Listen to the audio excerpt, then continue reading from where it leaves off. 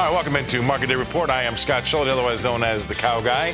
Thank you very much for joining us here today.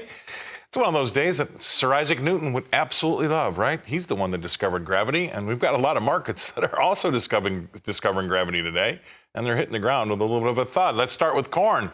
What's happening there? Well, I can tell you that it's down 7 cents in that front month East. Look at that. We're off to a price of $4.75 and a quarter. That's one tick off the lows of $4.75. We've had a 7.5 cent range, which is still kind of small, but still down 7 on the day. Last price $4.75 and a quarter, and that's one tick off the low of the day. So that's trading heavy.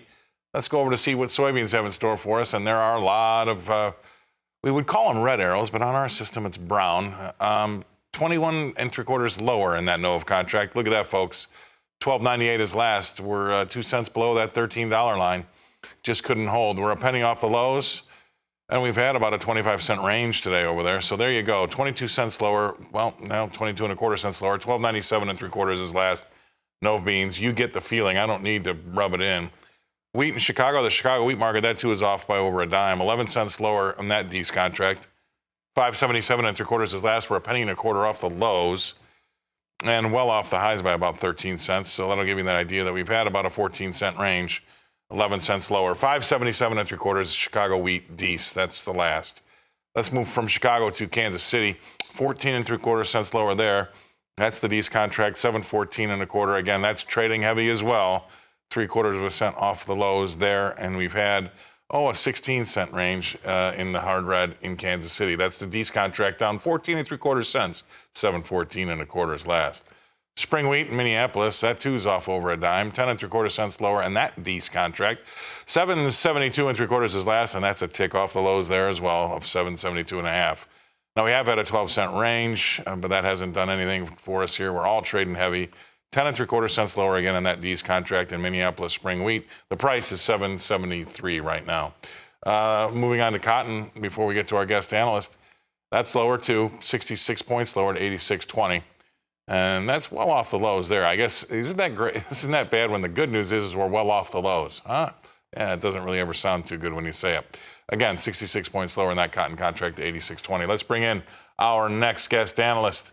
That's going to be Kevin Stockard. He's with CHS. Kevin is in Kansas City. Thanks for being on this morning. Anything interesting jump out at you?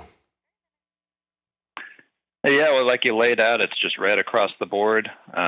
Corn was right up against the resistance of the downtrend it's in yesterday, and it's right back down today. For beans and wheat, it seems like the theme is just bargain buying in the export market. Countries are just picking off a couple, cheap offers, hand-to-mouth buying. So until we work through those cheap export sources, the prices seem like they're just going to keep going lower here. It's, tough to see a 12 handle on the beans, but that's just the reality is we need more export business. You've got on the wheat side, you've got some concern about Australia's wheat crop. Russia's going to maybe have a slightly smaller wheat crop. So once we get through those cheap supplies out there, you could maybe start to feel a little better going forward about a tighter world carryout situation. And then it's going to be interesting to see with harvest here. You've got beans building more of a carry in the spreads than corn now. So we'll see if some guys maybe are storing beans and selling corn. It's just kind of the reverse of what we thought. So there'll be some interesting decisions that go on there. Yeah, it just kind of feels like the weekend is the long, right? They're just, they can't stand in there. They don't have a lot of staying power.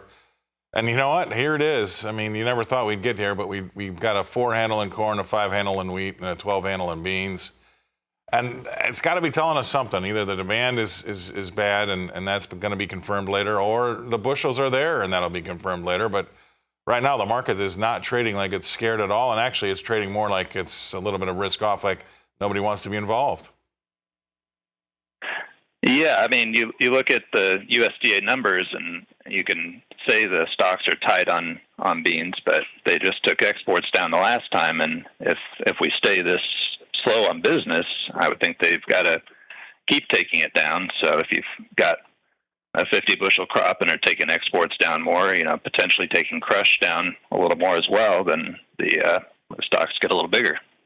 That's what happens. Yeah. I mean, that's the other side of that ledger that we've had troubles with probably since last spring of 2022, when we started to see everybody want that cotton. And when cotton lost its demand out of China, it fell out of bed. That was probably the first canary in the coal mine. So it's the demand situation. We might have the bushels. There's a lot of things adding up here. We'll see if we get a day of reckoning, but it seems like when we do, it always is too late, and we're worried about next year's crop as well. So appreciate you coming on. It's a difficult day. Kevin Stockard, he's with CHS down in Kansas City. We're going to go away. We're going to pay some bills, and we're going to come back and talk livestock with me after this.